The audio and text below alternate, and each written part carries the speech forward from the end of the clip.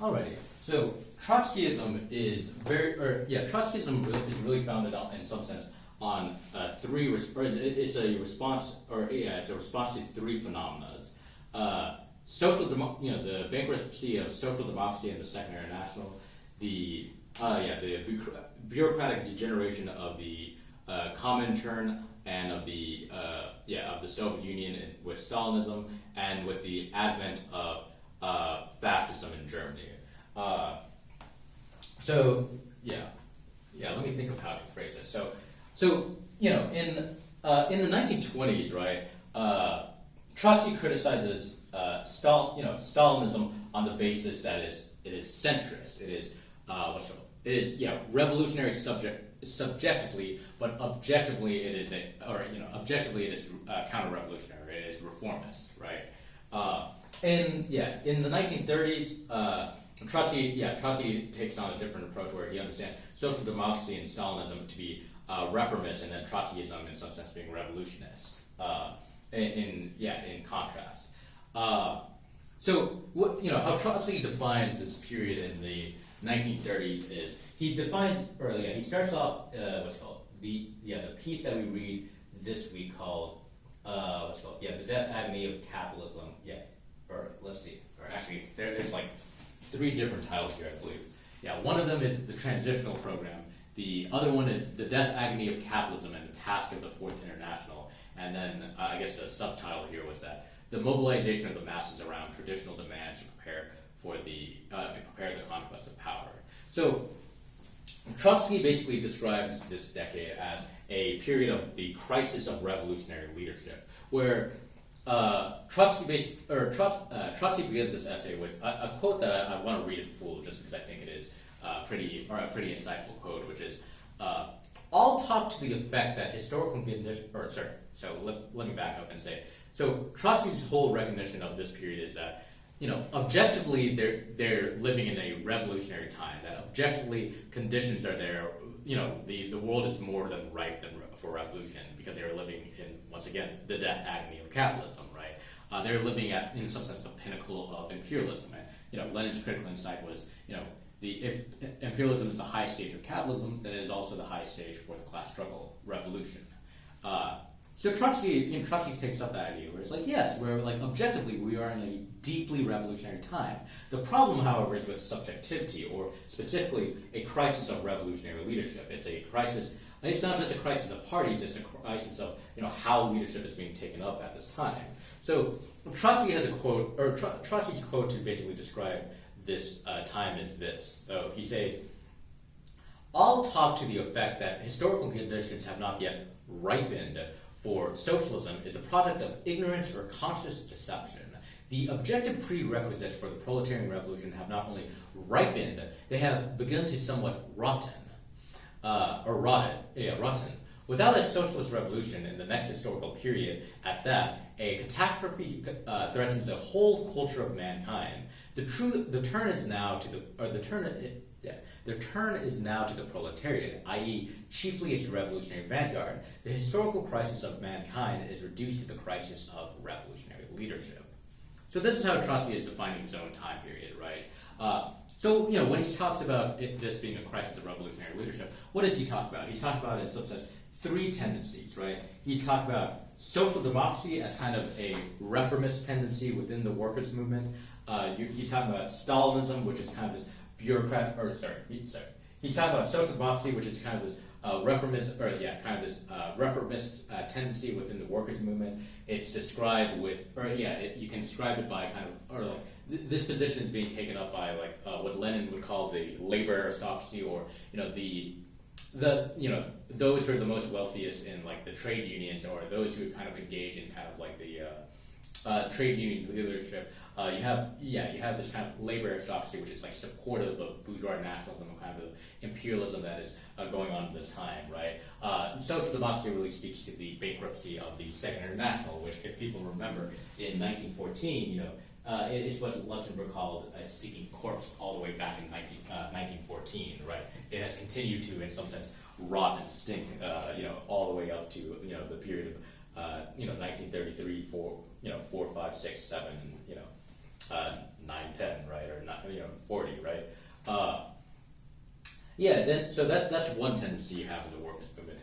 Another tendency you have, or the main tendency you have in the workers' movement is the Stalinism of the Comintern, or of the Third International, of the Communist International, right? Where the Stalinist International, here Trotsky has the idea that they are no longer centrist, they are now reformists. They are now actively squandering revolutionary potentials for the sake of, in some sense, preservation, or in some sense to build socialism in one country. What that ultimately amounts to is actually just abdicating itself from the task of actually taking up leadership and actually building up, socialism. And this is expressed by kind of this new bureaucratic caste that has emerged within the Soviet Union. And finally, I guess outside of the workers' movement, you have what Trotsky calls the undigested barbarism of bourgeois society, fascism, where the emergence of fascism, Trotsky sees it as the petty bourgeoisie run amok. Insofar as, in some sense, in capitalism, the two, who are the two classes that, or like, what is the Marxist understanding? Is like there's only two classes that are, that are left to lead: the capitalists or the proletariat, right? Fascism is this strange phenomenon where you actually have a middle class, or like you kind of have a third way tendency. That's how fascism itself defines itself, right? As a third way between liberalism, or in some sense, this idea of a rule by the bourgeoisie, and communism, this idea of socialism, this idea of the rule by the proletariat, right? You have this middle class tendency, or this petty bourgeois tendency that that in some sense expresses kind of the barbarism of the society, right? And you have this kind of form right after the the disillusionment with the with the Weimar Republic, right? With the with the leadership of the Second International, and also with the the failures of liberalism in Germany, right? So you have the advent of the Axis powers. You have Mussolini, who Mussolini go from being a disillusioned socialist to becoming a fascist. You have Hitler witness the failure of the Weimar Republic, and then eventually get elected in office. We talked about the Spanish Civil War, and then you have Imperial Japan, which I will be completely honest, I am not too educated on, so I can't actually really say a little bit more about that. But these are the tendencies that you see going on in this time. And the real historical expressions you see here is with the you see Hitler and Nazi Germany, and the whole barbarism of that, with the Holocaust, with the Holocaust and the concentration camps. In the Soviet Union, you have Stalin and the gulags, and you have Stalin and the gulags, and then the interesting tendency is you have social democracy with its kind of like reformist stance. Instead of that leading to a kind of like a reformism to socialism, you actually have this tendency of a reformism within capitalism. So you have, and there's a reason why I have FDR crossed out here, because FDR is not a social democrat. No, FDR understands himself as trying to save capitalism. However, he is supported by social democrats. He is supported by, in some sense, a more reformist left that understands the welfare state at this time as kind of like a solution to kind of the crisis of capitalism that's going on at this time. I should also note here that even though I have like social democracy, Stalinism, and fascism kind of all up here, I should note here that there is kind of a triangular relationship going on between social democracy, Stalinism, and Trotskyism in the kind of positions that they all take. In the sense that, all of these tendencies are all tendencies that understand themselves to be left tendencies. They all understand themselves to be Marxist tendencies. They all understand themselves to be socialist tendencies. But of course, Trotsky's understanding is these two are reformists, and he's a revolutionist. But it's interesting to note that they all, in some sense, respond to fascism, or they all respond to fascism in ways that kind of, in one sense, align them and put them against another, and in some sense separate them. So let me clarify what I mean. So in the case of Stalinism and social democracy both have an agreement that that we need to ally ourselves with the with the right? It's called the alliance, right? The Axis versus the Allies, right? Both Stalinism and social democracy have the belief that socialists need to align themselves with the Allied powers in the fight against fascism. Trotskyism disagrees with this idea, because the idea there is no, you're just capitulating to bourgeois nationalism. So social democracy and Stalinism have this stance towards the question of fascism. both social democracy and Trotskyism, have the stance that there needs to be a restoration of workers' democracy within the Soviet Union, and also this idea that, and they're both critical of the Stalinization, or this, they're both anti-Stalinist, or they're both critical of the bureaucratic degeneration of the Soviet Union, which is occurring which is occurring in response to fascism. Because once again, going kind of earlier back, if last week we talked about how Stalin's policies paved the way for Hitler's victory also consolidated Stalin's power in the sense that it gave legitimacy to the Soviet bureaucracy with its response to Stalinism. So they both condition Hitler and Stalin both condition each other in regards to power. But Trotskyism and social democracy both in alliance in regards to their dissidence towards Stalinism, and Stalinism and Trotskyism,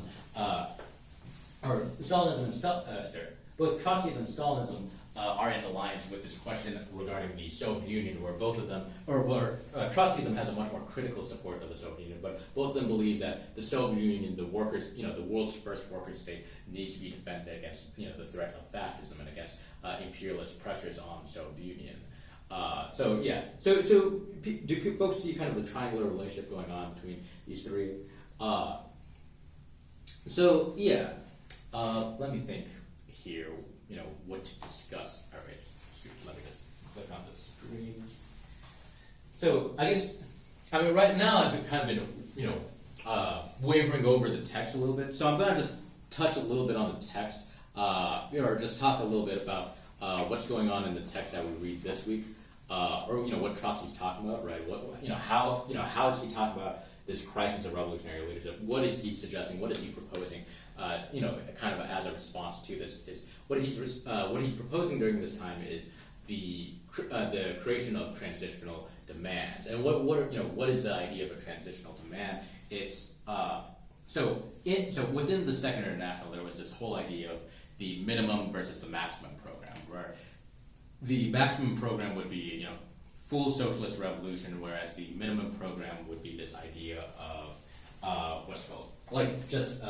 creating social democracy, right? Or creating a democracy with enough social content to organize the workers. So that was the minimum demand. The maximum demand was revolution. Trotsky is saying, hey, right now, because we are living in objectively revolutionary times, but subjectively we are a generation of waste. Trotsky has this idea that we need to create transitional demands. We need to prepare a new generation for revolution. We need to create workers' movements anew. We need to create a transitional program between, in some senses, minimum and maximum program by, in some sense, creating demands in which, will basically organize workers to fight both fascism, to fight both fascism, Stalinism, social democracy, anarchism, and bourgeois nationalism, right? Concretely, what these demands are is, let's see. I know one of them is this idea of Trotsky proposes, in the United States and other advanced capitalist nations, to create programs for sliding wages and sliding hours. The idea behind that is basically this idea of marrying, or having the unemployed and employed, in some sense, work together to basically reduce the work week while maintaining their wages. So basically, splitting the work week where everyone can be employed, but keeping wages the same while reducing the work week. So that's one transitional demand. There's another transitional demand, which is making sure that making sure that wages are Alright, sorry, my remote is not working. Let's see what's going on here. Okay, another transitional demand is sliding wages, which is making sure that the workers are getting paid for Okay, let's see. Okay, this remote might not just work. Is it plugged in? Let's see. Let's see. Okay. Battery might just be dead, even though it's speaking. Okay, well, whatever. I guess I'll just say a few quick notes. The sliding scale of wages. Right, yeah. Yeah. Okay. So. Okay, yeah, so, what he suggests here is, so sliding scale of wages is one of his things where it's like, okay, we need to have the workers start to demand for this. We need to, he also talked about creating Soviets within, creating Soviets in order to create kind of these revolutionary organizations for the seizure of power or to prepare for the seizure of power. He talks about the bankruptcy of, the Popular Front and fascism as both kind of political resources of imperialism as like the last as like the last resources they're using to like suppress a proletarian revolution. Let me see. I'm trying to think if there's anything else here I'd like to talk about. Trotsky also talks about how like right now they're living in a time where there's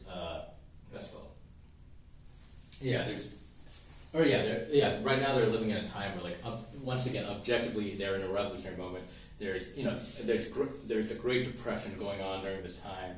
The world is in an economic crisis at this time. The objective situations are there.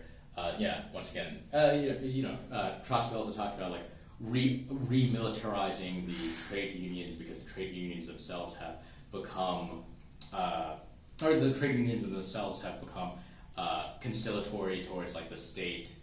I'm trying to think what else he talks about. The creation of factory committees, et cetera, et cetera. I guess the main point that I should note here regarding this is just Trotsky. The reason why Trotsky suggests all these programs, all these transitional programs are not one only for this question of the seizure of power for the proletariat, but it's also part of his strategy of, in some sense, combating the leadership of social democracy, Stalinism, and fascism. He's combating fascism, from the left, of course, or it's a left opposition to fascism. With this question of how do we fight fascism? We take power for ourselves. If fascism is the petty bourgeoisie or this middle class power taking power, we seize power from them, right? In regards to Stalinism and social democracy, that's much more of a question of consciousness, right? Which is, okay, how do, the revolution that's going on with social democracy and Stalinism is, okay, how do we, in some sense, ride leadership, or, leadership away from them back to the hands of the proletariat, or, for the sake of the proletariat rather than for these, for social democracy, this kind of like bourgeois conciliation, this bourgeois conciliationist tendency, and then Stalinism, this kind of like caste tendency within the Soviet Union, right? And then internationally, just within the Comintern in general. That might end this lecture, but let me see if there's any other note that I want to make here.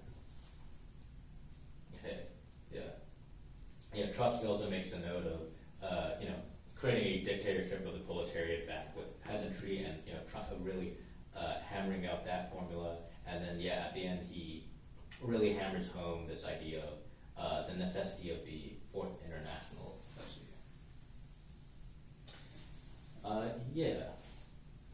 Okay, so I'll end this lecture here, and then we'll talk to we'll get into the last bit, which is the legacy of Trotskyism.